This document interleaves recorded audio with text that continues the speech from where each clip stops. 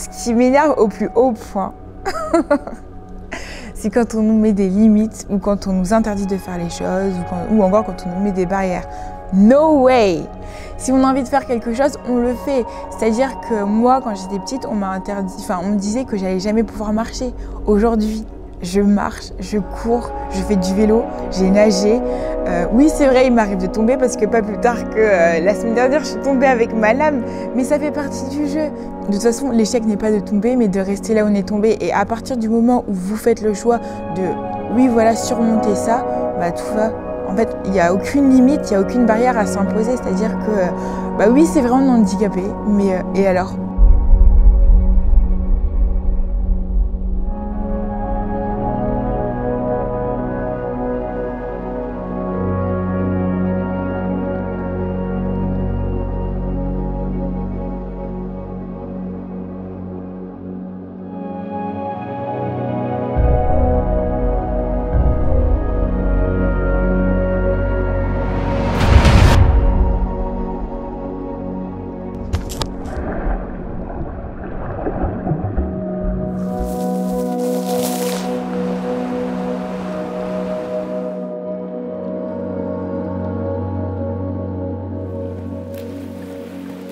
Quand j'étais au primaire, je me souviens que j'étais souvent seule parce que quand on est enfant, c'est un peu compliqué de se mêler, on va dire, au groupe. Et après, je sais que ça m'a forgé aussi un caractère parce que, je sais pas, je me sentais un peu plus adulte alors que pas du tout, j'avais le même âge que mes camarades. C'est surtout les plus jeunes en fait, parce que les plus jeunes voient qu'il y a quelqu'un qui n'est pas normal, du coup ça leur saute aux yeux, mais après ça c'est normal. Hein. Après souvent les parents n'expliquent pas non plus, c'est peut-être la faute des parents aussi, parce que les parents qui expliquent après les enfants comprennent, du coup ils diront plus ça. Le jour où ma mère a su que j'étais handicapé, elle a pleuré toutes les larmes de son corps. Elle s'est dit ouais, comment ça va se passer, l'avenir pour cet enfant. Même mon père il s'est dit non, il ne peut pas grandir ici, on va l'emmener en France. Parce que je ne pouvais pas grandir dans un environnement qui n'était pas adapté pour moi. Je savais que j'étais différente, c'était surtout dans les cours de sport où on était tous mélangés et tout ça. Au début ça me faisait mal parce que je venais d'être en fauteuil, donc je ne connaissais pas ce milieu on va dire. Et au fil du temps, ça m'a forgé un mental et une force. Du coup, à force qu'on m'insultait, je me disais qu'ils avaient que ça en fait comme insulte. Ça m'est déjà arrivé qu'on me dise que j'avais une jambe de bois parce que du coup, on voyait que ma prothèse, vu que c'était un peu difforme par rapport à l'autre jambe, que j'ai venu à l'école avec des protèges tibia. J'ai eu plusieurs, c'était plutôt ça, c'était vraiment, ça me touchait et puis je me percevais plus comme une personne normale. J'avais l'impression d'être quelqu'un de différent, alors que finalement non.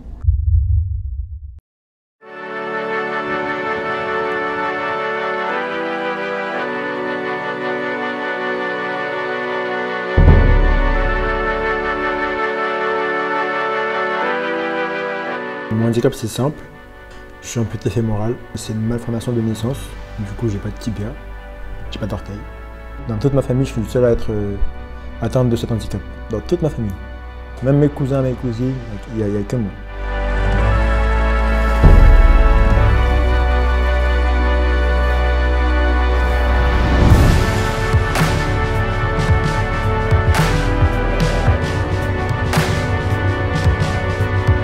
Mes parents, ils ont toujours été là pour moi. En même temps, avoir un fils handicapé, quand t'es un fils d'immigré et que tu viens d'arriver en France, c'est compliqué. Et je trouve qu'ils se démerdent bien. Franchement, chapeau à eux. Et je suis pas un garçon facile. C'est vrai, des fois, je suis quelqu'un de très dur envers eux. Et je leur remercie d'être patients et m'accorder l'amour qu'ils m'accordent en ce moment.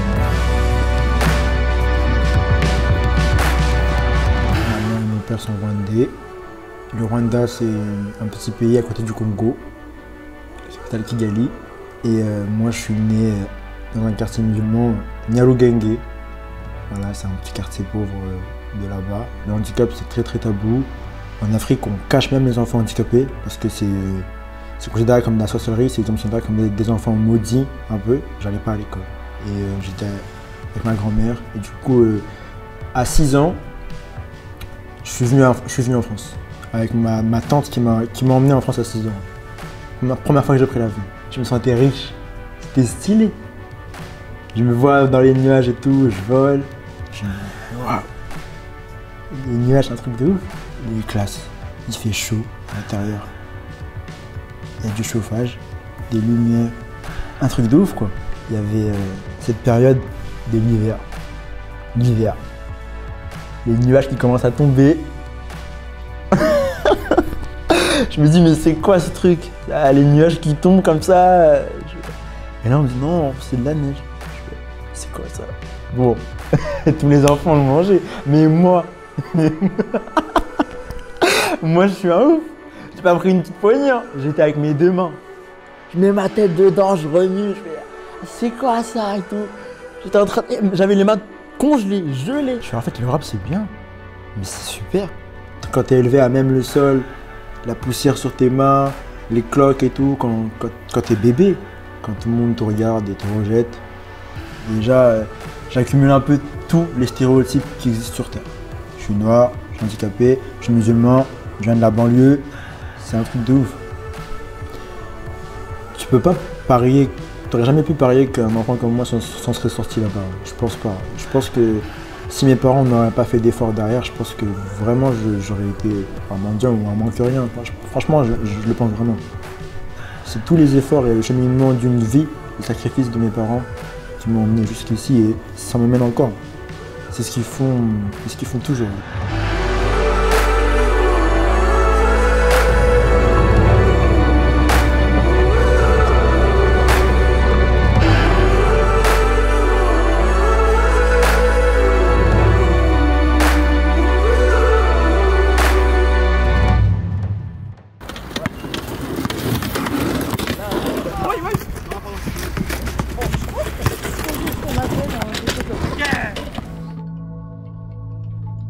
Je suis née d'une grossesse triple, donc je suis triplée avec mes frères et c'est suite à un manque d'oxygène que du coup ma jambe gauche ne fonctionne pas correctement.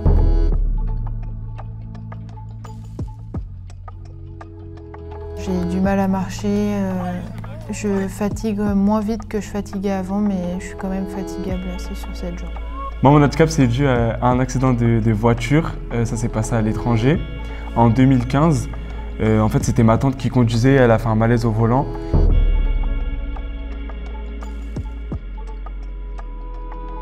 Et j'avais pas mis la ceinture. Du coup, en fait, on est rentré dans un platane. Et en fait, mon corps il s'est recroquevillé entre mon siège et le siège de la conductrice, ce qui a provoqué un petit pincement au niveau de la moelle épinière. J'ai plus du tout de connexion entre le cerveau et la moelle épinière. Donc ce qui fait que je suis paralysé des jambes, je ne peux plus du tout les bouger et je ne les sens pas du tout non plus. Au début, c'était un peu dur pour mes parents parce que déjà le fait d'avoir des triplés, ça faisait un peu peur. Et du coup, après, le fait de savoir qu'on était 3 handicapés, je pense qu'au début, ils étaient un petit peu déboussolés.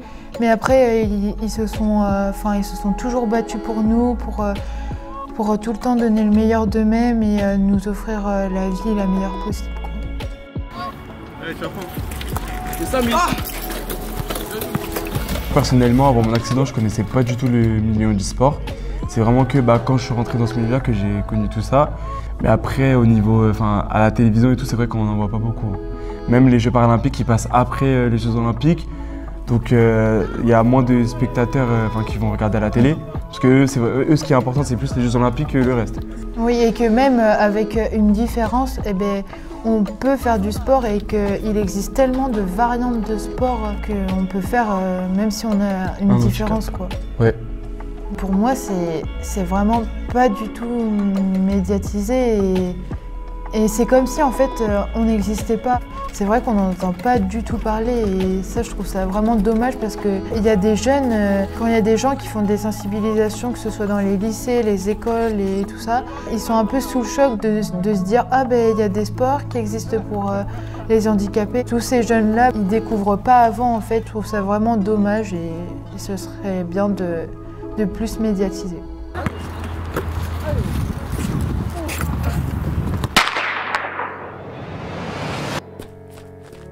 Mon père, moi, il me disait « Alex, si t'es une handicapée, c'est parce que t'étais trop forte. C'est comme les chevaux de la PMU.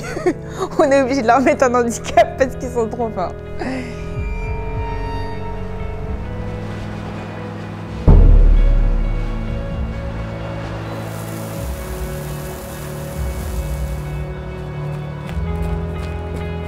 J'ai une agénésie du membre inférieur droit. Donc en fait, j'ai une jambe qui est légèrement plus courte que l'autre. Donc c'est un problème de naissance, donc c'est une anomalie congénitale. J'avais une croissance assez grande, donc du coup ce qui fait que ma jambe, elle n'a pas pu grandir à la même hauteur que l'autre.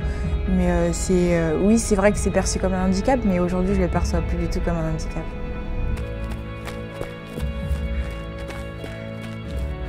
Le jour où j'ai dû tester la lame, ça a été assez particulier parce que j'avais pas forcément confiance en la lame, c'est-à-dire que mon prothésiste me disait d'essayer de marcher avec la lame, etc.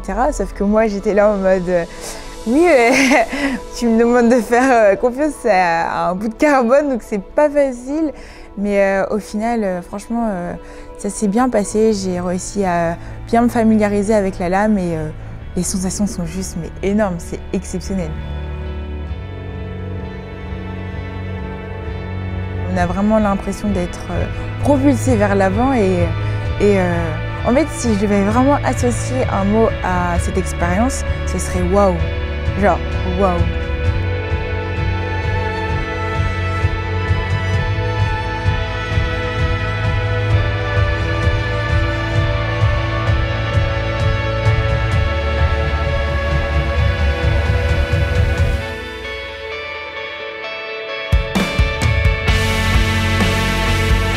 Le sport, c'est vraiment un échappatoire. Ça nous permet vraiment de nous exprimer, d'extérioriser. Et c'est vrai que quand je pratique le sport, notamment l'athlétisme, j'ai l'impression de m'exprimer, de m'affirmer en fait sur la piste. Et voilà, je me sens plus libre. Enfin, c'était pareil quand je faisais de la natation. J'avais vraiment l'impression de laisser une trace en gros de ma personnalité dans l'eau ou même sur la piste.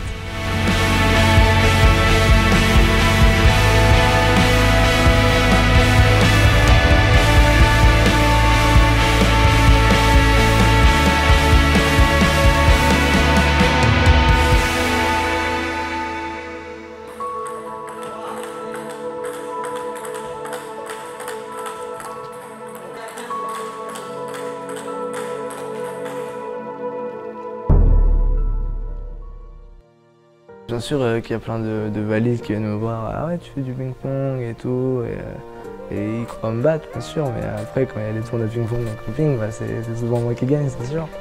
Mais c'est toujours dans la bonne ambiance, donc c'est cool.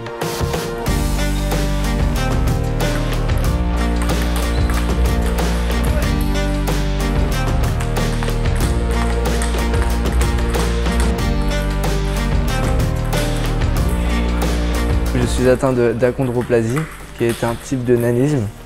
Et l'achondroplasie est un type de nanisme où on se dit assez disproportionnel en fait, car les bras et les jambes sont plus petits que le tronc et la tête, qui sont à peu près normales. Du coup, le nanisme est une maladie génétique, et ce qui fait que mes parents sont aussi de petite taille. Et je pense que du coup, c'est grâce à eux que maintenant le regard, parce que du coup, ils m'ont appris à ne rien faire, à ne rien dire par rapport à ces regards-là, parce qu'ils sont passés par là quand ils étaient jeunes aussi. J'ai commencé par faire une année de foot, que j'ai vite arrêté du coup. Après, j'ai fait 4 ans de basket, et je me débrouillais pas mal pour quelqu'un qui est petit quand même, c'est pas la logique quoi. Et au final, en fait, arrivé à ma 4e année, j'allais passer sur un grand terrain.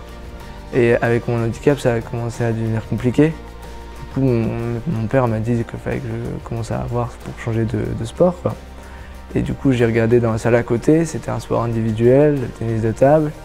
Et j'ai été faire des essais. Et au fur et à mesure, j'ai commencé à aimer. Et du coup, j'ai arrêté le basket et commencé le tennis de table, quoi. La magie du handisport, c'est de se retrouver avec tous nos handicaps sur des compètes ou des stages et de créer des liens avec des gens qui soient fauteuil ou debout. Et c'est ça qui est magique.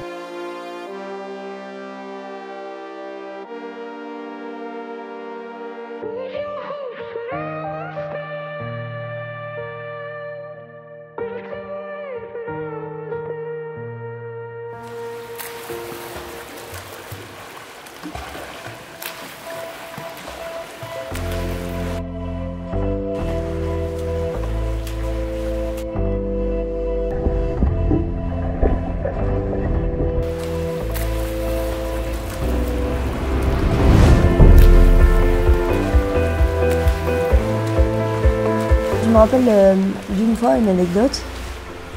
C'était dans un métro et une dame est venue assise à côté de moi et tout. Elle commence à me dire oh, ma pauvre et tout, alors que moi j'étais née avec, donc ça me dérangeait pas plus que ça en fait. Et elle commence à me faire oui, si tu veux, tu peux aller, je crois, à Jérusalem, mettre un petit papier dans le mur.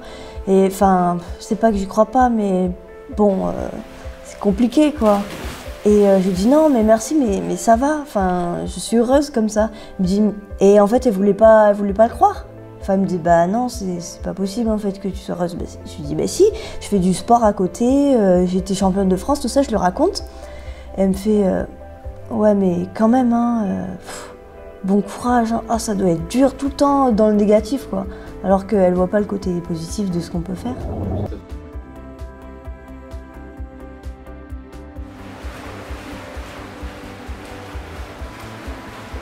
Si j'arrêtais du jour au lendemain, bah, j'aurais plus vraiment d'objectifs. Enfin, scolairement, oui, mais j'ai même fixé des objectifs de compétition, tout ça.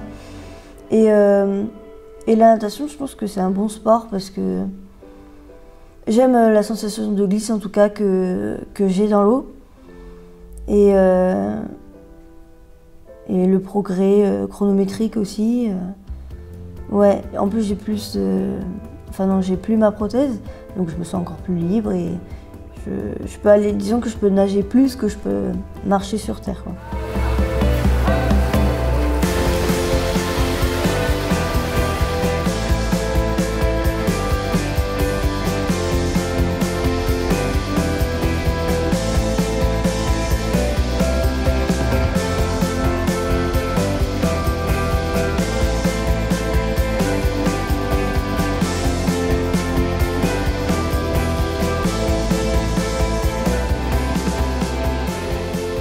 Je pense que la force des sportifs handisport, c'est qu'ils sont hors du commun.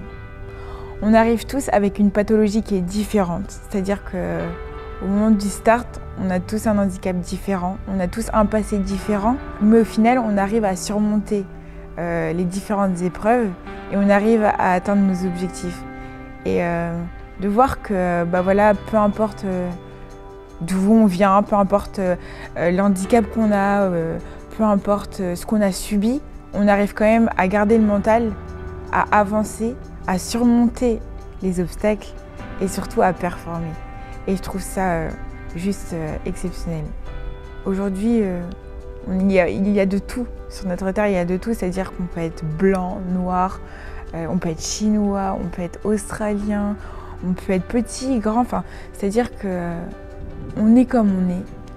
Et je pense que bah voilà, une personne handicapée ne l'a pas forcément choisi. Ça peut être un accident, ça peut être une anomalie congénitale, comme ça l'a été pour moi. Et vouloir catégoriser une catégorie de personnes en tant que handicapée ou en tant que valide, je pense que ça n'apporte pas grand-chose. Bon courage. Ouais, bon, ça, c'est trop.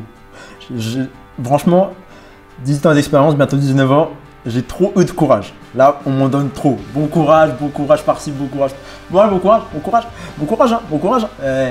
C'est trop. Tu pourras faire un montage avec les bons courage, comme j'en dis. J'en ai dit beaucoup là. parce qu'il y a des bons courages par-ci, par-là, par-li, par-là. Bon courage pour aller chez le médecin, pour traverser la route. Ouais, c'est un truc de ouf. Hein. J'ai trop de courage là en moi. Je suis quelqu'un de courageux de ouf là. Je me sens mais grave courageux. T'en veux un peu là, ça déborde là. Ça, j'en ai marre. Franchement, j'en peux plus. Après, s'ils veulent être bienveillants envers moi, c'est gentil. Merci. Franchement, merci. Mais moi, j'ai pas besoin de pitié. La pitié, on m'en a jamais donné. Même ma mère, même mon père. Si c'est pas mes parents qui me donnent de la pitié, alors toi, je vais pas en prendre du tout. Hein. Ta pitié, tu la gardes pour toi. Ta pitié, désolé, tu la gardes pour toi. Quand on me regarde dans le bus, je regarde aussi la personne jusqu'à que la personne elle arrête de me regarder. Ouais, des fois ça marche. Ou sinon, des fois, en fait, ils me regardent fixement, du coup, je les regarde. Et après, ils vont me dire vous avez du courage quand même. Des fois, ils regardent parce que ça les intrigue, ou sinon, c'est qu'ils veulent nous parler, mais ils savent pas comment.